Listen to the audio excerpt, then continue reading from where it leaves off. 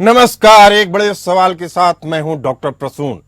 क्या अमेरिकी राष्ट्रपति जो बिडेन डीप स्टेट की कठपुतली बन गए हैं? क्या राष्ट्रपति बिडेन अमेरिकी हितों पर भारी पड़ने लगे हैं? क्या राष्ट्रपति बिडेन 2 महीने बाद अमेरिका के होने जा रहे राष्ट्रपति ट्रंप के रास्ते में कांटे बिखेरे जा रहे हैं? यह ऐसे सवाल हैं जो पूरी दुनिया के लोग जानना चाहते हैं। राष्ट्रपति बिडेन ने खुद को अस्वस्थ मानकर राष्ट्रपति चुनाव लड़ने से इनकार कर दिया।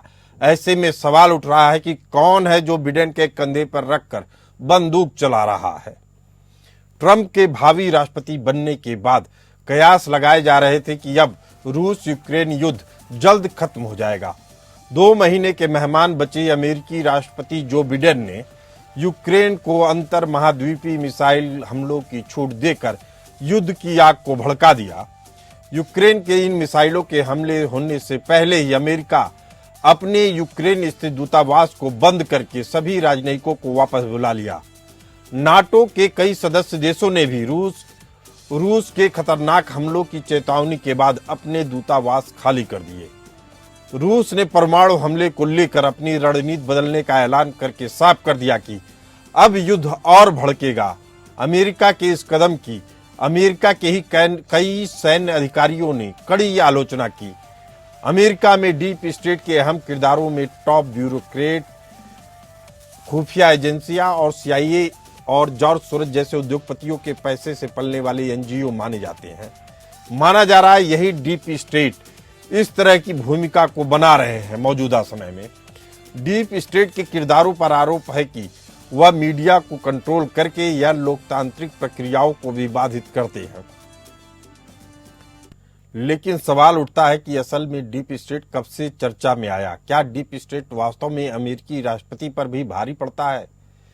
अगर डीप स्टेट है तो वह काम कैसे करता है? तो आपको बता दें कि डीप स्टेट एक प्रकार की सरकार है जो संभावित रूप से गुप्त और अनधिकृत शक्ति नेटवर्क से बनी होती है। डीप स्टेट राज्य के राजनीतिक नेतृत्व से स्वतंत्र रूप से अपने स्वयं के एजेंडे और लक्ष्यों को खोज करती है। सही शब्दों में कहा जाए तो लोकतांत्रिक प्रक्रियाओं के उलट अत्यधिक नकारात्मक अर्थ रखता है और अक्सर षड्यंत्र के सिद्धांतों से जुड़ा होता है। डीप स्टेट की आधुनिक अवधारणा तुर्की से जुड़ी हुई है, जो सैन्य अधिकारियों और उनके नागरिक सहयोगियों का एक गुप्त नेटवर्क रहा, जो 1923 से मुस्तफा कमाल अतातुर्क के विचारों के आधार पर धर्मनिरपेक्ष व्यवस्था को बनाए रखने की कोशिश करता रहा। ऐसी राय भी है कि तुर्की में डीप स्टेट और काउंटर गुरिल्ला की स्थापना शीत युद्ध के दौर में ग्लैडियो संगठन के एक हिस्से के रूप में की गई, ताकि सोवियत साम्यवाद के विस्तार के खतरे के खिलाफ तुर्की को नाटो में और अधिक शामिल किया जा सके।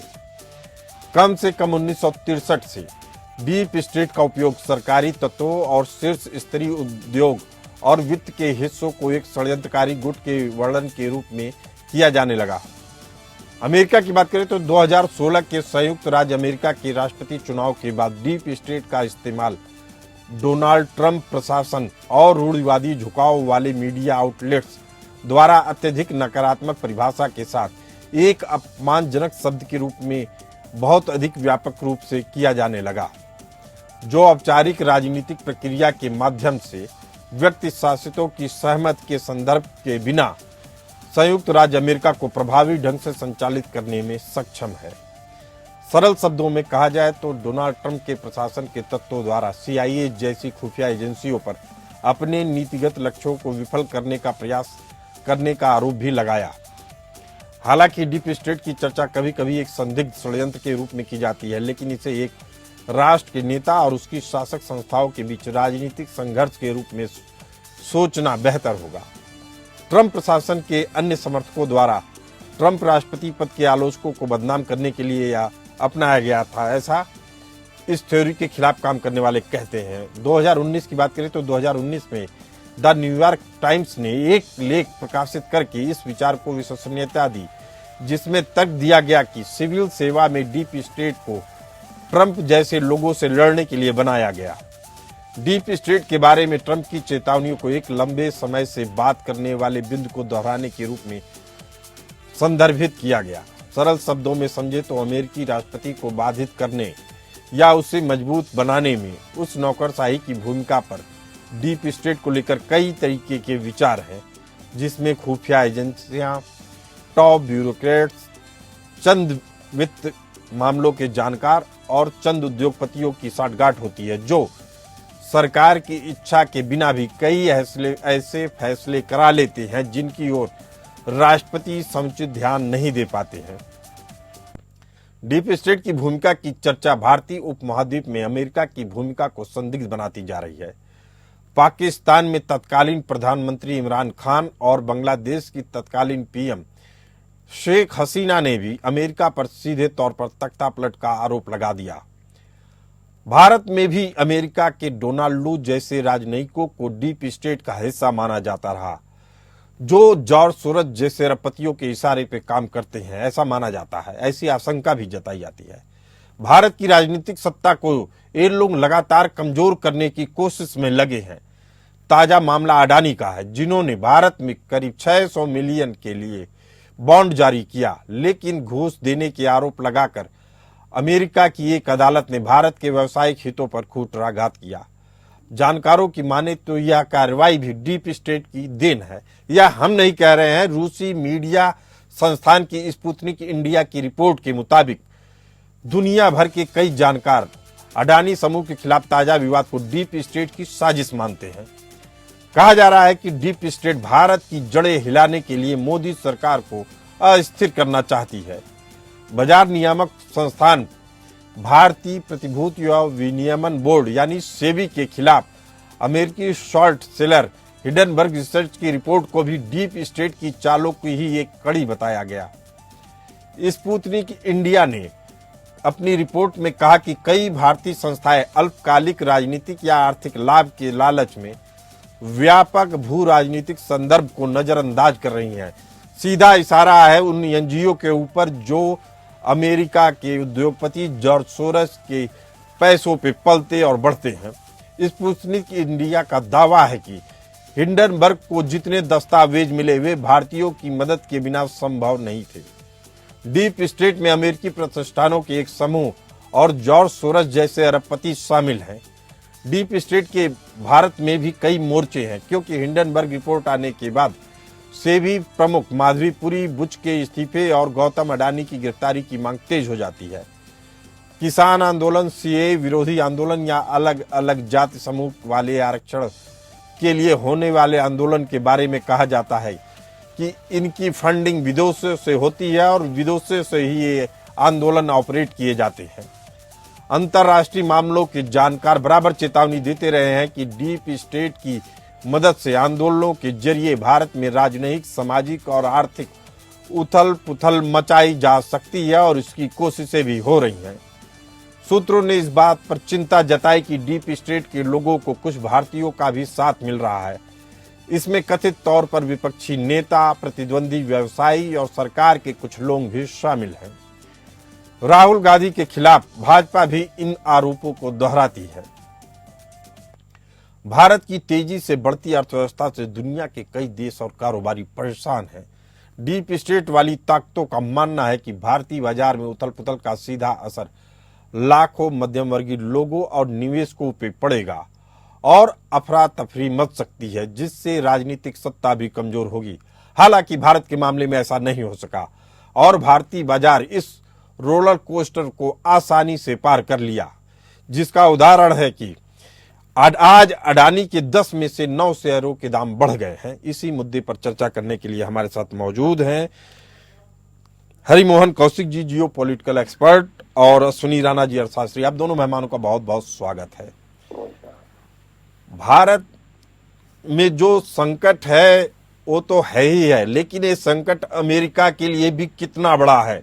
हरिमोहन कौशिक जी, दो तरीके से इस पूरे मुद्दे को देखा जा रहा है, जो अडानी का मुद्दा है और जो अमेरिका में चल रहा है डीप स्टेट का। माना जा रहा है कि डीप स्टेट ऐसा काम करके जाना चाहती है कि अमेरिका में आने वाले राष्ट्रपति ट्रंप अगले 4 साल में भी ये रायता नहीं साफ कर पाए। आप इससे कितना इत्तेफाक रखते हैं हरिमोहन कौशिक जी? सर, अगर मैं यूक्रेन में बाइडेन की स्टेप्स को देखूं, जिसके अंदर बाइडेन साफ तौर पर कह रहा है यूक्रेन को कि आप रशिया के अंदर तक मिसाइलें मार सकते हैं। अगर मैं हमास के द्वारा इजराइल के प्रधानमंत्री नेतन्याहू के घर के बाहर गिराई जाने वाले मिसाइलों को देखूं और जिस तरीके से ट्रंप के ऊपर गोली चलाई गई उसको देखूं, या अलग अलग तरीके से, तो मुझे सर काफी हद तक, और बांग्लादेश के अंदर जिस तरीके से अगर मैं देखना चाहूं कि बांग्लादेश में जो तूफान मचा उसमें, तो सर मुझे काफी हद तक दिखाई देता है कि जो आप कह रहे हैं कि भाई डीप स्टेट एक अलग ही लेवल की पॉलिटिक्स कर रहा है या खत्म करके जाना, वो सिचुएशन को इतना बिगाड़ के जाना चाहता है कि ट्रंप उसे सुधार न पाए, तो काफी हद तक मैं मैं आपकी बात में पूरा सहमत हूं। लेकिन जो लोग ट्रंप को जानते हैं उनको मालूम है कि ट्रंप इस तरह की गतिविधियों को जरा भी बर्दाश्त नहीं करेंगे। तो हरिमोहन कौशिक जी, क्या ये शक्तियां ट्रंप से ऊपर हो चुकी हैं जो बिडेन को कठपुतली की तरीके से नचा रही हैं, जो अमेरिकी हितों के भी खिलाफ जा रहा है? सर, अमेरिकन हितों की अगर बात या अमेरिका कंपनी की या डीप स्टेट की ताकत देखनी है तो 2020 में जब डीप स्टेट ने ट्रंप के ट्विटर अकाउंट को सस्पेंड कर दिया था, परमानेंटली डिलीट कर दिया था, इसी तरीके से जब वॉशिंगटन पोस्ट, न्यूयॉर्क टाइम्स और CNN वाले जितने भी थे सब ने ट्रंप को फॉलो करने से ही मना कर दिया, या यूं कहीं ट्रंप को दिखाने से ही मना कर दिया, तो आप अंदाजा लगा सकते हैं कि सर किस लेवल पर खेल खेला गया होगा।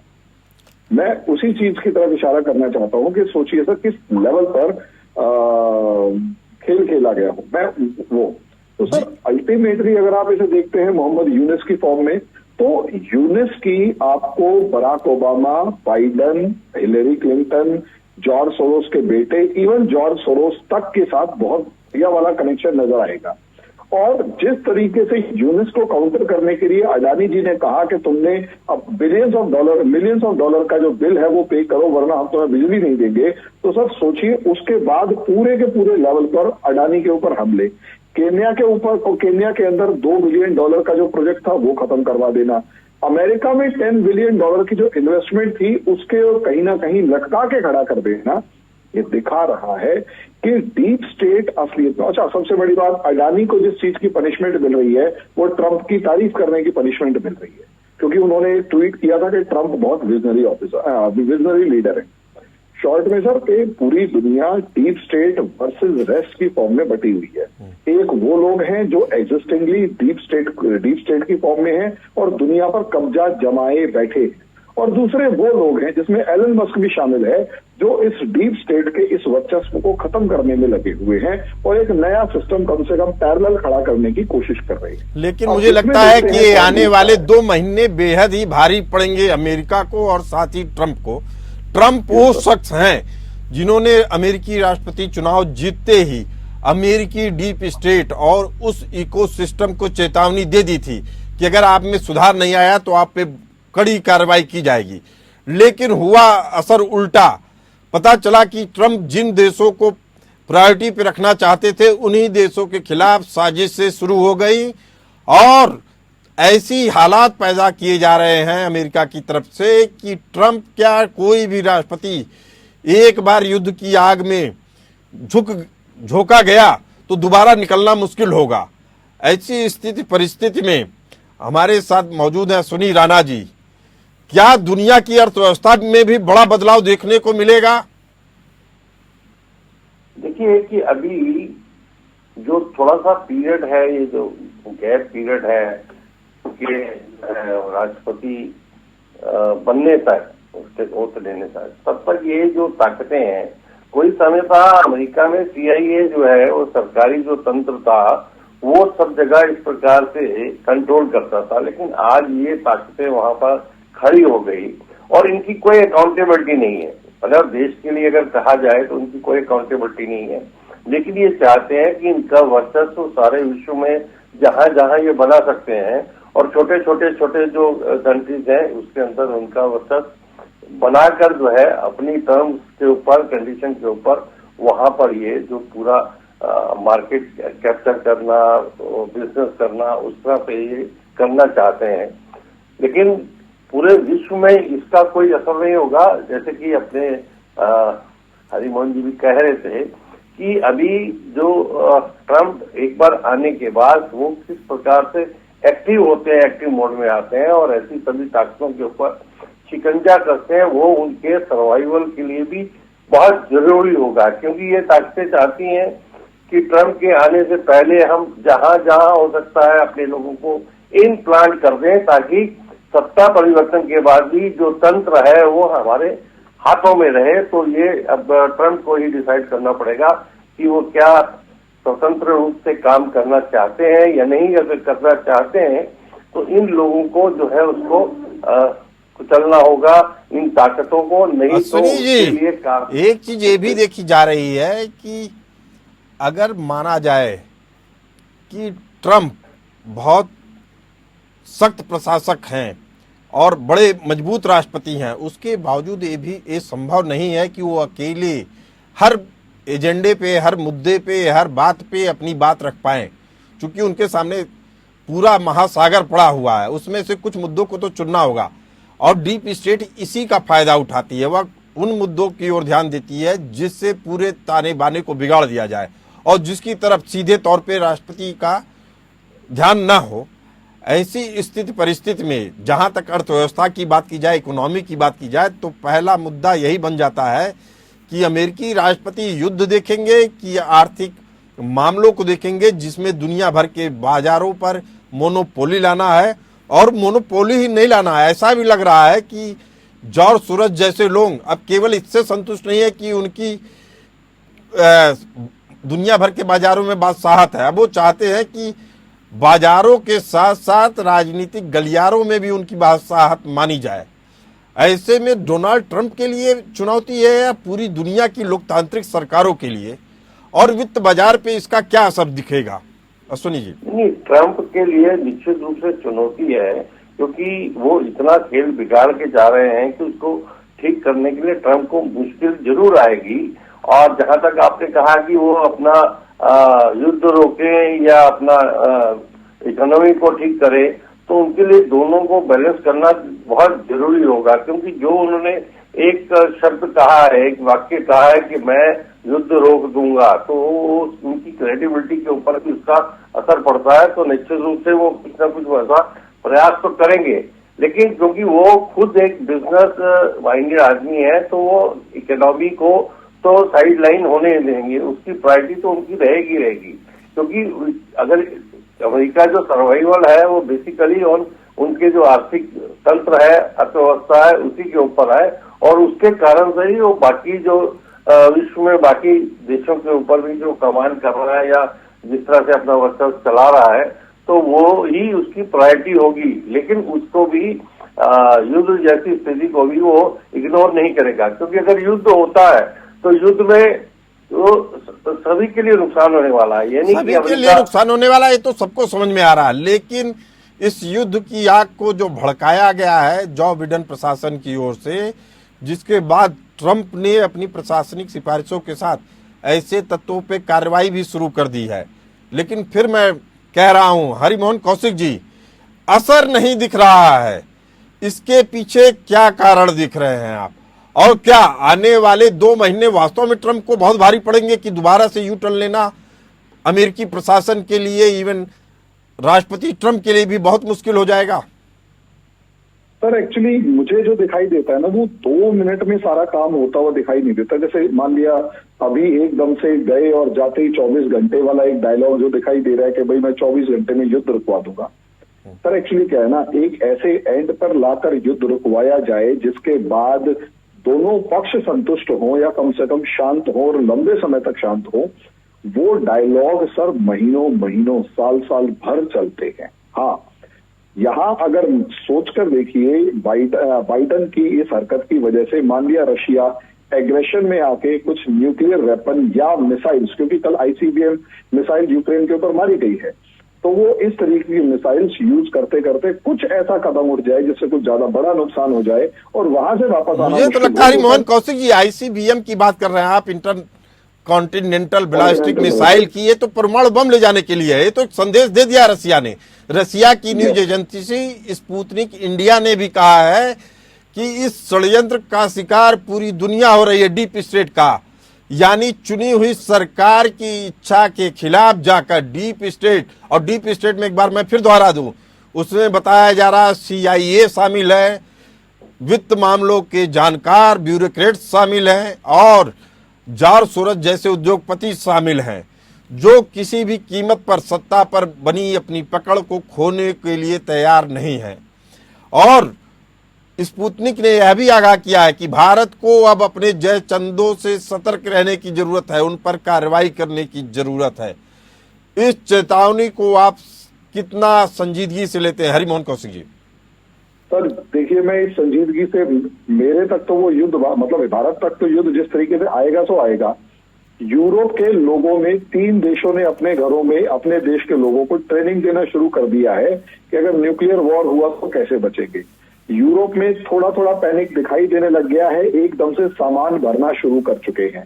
तो सर वो जो चेतावनी है वो आम जनता और सरकारें जो रशिया और यूक्रेन के बॉर्डर से टच कर रही हैं, उनमें जो असर दिखाई दे रहा है उसके अकॉर्डिंग तो सर पैनिक फैल चुका है।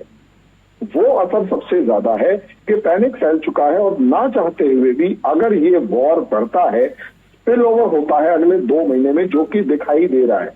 अगर ये 2 महीने में स्पिल ओवर ज्यादा हुआ तो सर इसको ट्रंप के पसीने छूट जाएंगे अगले 4 साल तक रोकने में। और सर ने बिल्कुल ठीक कहा, अगर ये लड़ाई उस एंड पर पहुंच गई जहां से पॉइंट ऑफ नो रिटर्न हो, तो सर समझ लीजिएगा वो लड़ाई बिल्कुल जिसे कहते हैं कि वर्ल्ड वॉर शुरू हो जाएगा, और ट्रंप के 4 साल इसको शांत करवाते करवाते निकल जाएंगे। फिर कोई ऐसा मामला होगा जैसे कोरोना आ गया और कोरोना के अंदर ट्रंप को कहना पड़ा कि भाई जुकाम ही तो है, और आधी जनता उससे नाराज हो गई। हरिमोहन कौशिक जी, अमेरिका की इस कार्रवाई को आप कैसे देखते हैं? एक तरफ तो मिसाइलों ICBM के जरिए हमला करने की छूट देता है, दूसरा अपने सारे राजनयिकों को यूक्रेन से हटा लेता है, और उस नाटो के कई उसके देश भी अपने अपने राजनयिकों को हटा ले रहे हैं। इसका मतलब है कि आप यूक्रेन को सीधे युद्ध की आग में झोंक दे रहे हैं और अपने निकल जा रहे हैं उससे बाहर। क्या मैसेज है, और क्या यूक्रेन इस चीज को नहीं समझ पा रहा है? मुझसे क्वेश्चन है सर? जी जी सर, यूक्रेन के अंदर राष्ट्रपति कौन बैठा है? एक कॉमेडियन ही तो बैठा है। उसे आम जनता से ज्यादा मतलब अपनी उस बेनिफिट से है जो उसको कहीं ना कहीं बिलियंस ऑफ डॉलर्स की फॉर्म में मिल रहे हैं। सर बिलियंस में से एक सर्टेन कट अगर उसका है और वो पूरे देश को फूंक कर अपना एंजॉय कर सकता है रेस्ट ऑफ द लाइफ को, या फिर एक बहुत अच्छी लाइफ अभी भी जी रहा है, तो सर मुझे नहीं लगता कि उसे अपने देश से किसी तरीके का कोई मतलब है। और सर उसका पॉलिटिकल इंटेलेक्ट के ऊपर मुझे पहले दिन से शक है, क्योंकि उसकी ना तो कोई उससे पहले अचीवमेंट थी ना और कुछ। वो एक पॉलिटिशियन नहीं और एक ड्रामा कंपनी का ही कोई मेंबर था या कोई स्टैंड अप कॉमेडियन था। तो सर असली खेल यूक्रेन को जो जलाने का है वो नैरेटिव वॉर की फॉर्म में उन लोगों को भड़काने का कि रशिया ने तुम्हारी कंट्री पे हमला किया, उसे बचाने की तरह कर रही है। दूसरा एक ऐसा पॉलिटिशियन बिठा देना जो यस मैन के अलावा कुछ भी नहीं, क्योंकि उसे कुछ आता ही नहीं है। वो बस एक चीज का शोर मचा सकता है, पैसे दो पैसे दो पैसे दो। नहीं, लेकिन जनता में जो नाराजगी दिखनी चाहिए थी यूक्रेन की जनता में, वह दिखी नहीं है अभी तक। इसीलिए सवाल होता है कि क्या वास्तव में यूक्रेन की जनता भी इस षड्यंत्र को नहीं समझ पा रही है या करने की स्थिति में नहीं है कुछ? सर यूक्रेन की जनता तो बाइफरकेट कर दी गई ना, वो सारी की सारी पोलैंड और आसपास के देशों के अंदर भगा दी गई है। अब वो लोग वहां पर जिंदगी और जिसे कहते हैं अपनी बेसिक लाइफ को ही जीने का वो कर रहे हैं, मतलब जीने की कोशिश कर रहे हैं। और दूसरी चीज सर, जनता के अंदर एक राष्ट्रवाद इस लेवल पर भड़का दिया गया है, इस लेवल पर कि रशिया हमारा दुश्मन है और आर या पार की लड़ाई में रशिया को खत्म करना ही करना है। और सर नेशनलिज्म एक ऐसी घुट्टी है जो अगर गलत तरीके से पिला दी जाए तो वही नेशनलिज्म अपने ही देश को खा जाती है। ये यूक्रेन के अंदर हमने देखा है। चलिए, ये बेहद अहम बात बता रहे हरिमोहन कौशिक जी। अश्विनी राणा जी, अगर यही घुट्टी अमेरिका पी रहा है तो क्या लगता है कि आने वाले चंद समय के बाद अमेरिका खुद को अलग थलग पाएगा इस वैश्विक बाजार में? चूंकि अब उसके षड्यंत्र से हर आदमी तबाह हो चुका है, कई देश तबाह हो चुके हैं और सबको ये समझ में आने लगा है कि अमेरिका हर स्थिर राजनीतिक सत्ता को कमजोर करना चाहती है। लेकिन क्या है कि अमेरिका इस तरह से अलग थलग नहीं पड़ सकता। अगर वो अलग थलग पड़ जाएगा तो वो बर्बाद हो जाएगा, क्योंकि उसका जो सारा कारोबार है वो तो बाकी देशों के सहारे ही उसका सर्वाइवल है, चाहे वो हथियारों का हो या फार्मा का हो या जो लॉबी भी वहां पर काम करती है। कोई नहीं चाहेगा कि अमेरिका उस तरह से जो है कहीं एलूफ हो जाए, क्योंकि उससे उसका पूरा अर्थव्यवस्था चरमरा जाती है। तो वो चालू रखेगा। अब वो बाइडेन के बाद उसकी ट्रंप के आने के बाद उसकी जो पॉलिसीज है उसके ऊपर डिपेंड करेगा कि वो किस प्रकार से बाकी देशों के साथ अपना सामंजस्य बिठाता है, ताकि उसका सर्वाइवल भी रहता है और विश्व में उसका एक जो दबदबा है वो भी रहता है और उसकी अर्थव्यवस्था भी ठीक रहती है। तो हालांकि क्योंकि ये सारी चीजों से उसकी अपनी अर्थव्यवस्था भी हिलने वाली है। अगर वो इस प्रकार से कोई दादागिरी या इस प्रकार से करना शुरू करेगा तो उसकी अपनी इकोनॉमी के ऊपर भी जो है असर पड़ने वाला है, असर पड़ेगा। और निश्चित तौर पे इस तरह की चीजों को कोई भी संप्रभु लोकतांत्रिक राज्य बर्दाश्त नहीं करेगा कि अमेरिका उसके लगातार आंतरिक मामलों में हस्तक्षेप करता रहे। इस चर्चा में आप दोनों मेहमानों ने अपनी राय दी, आप लोगों का बहुत बहुत धन्यवाद। फिलहाल इस चर्चा में इतना ही, हमें दीजिए इजाजत, चलते रहिए एपीएन न्यूज के साथ।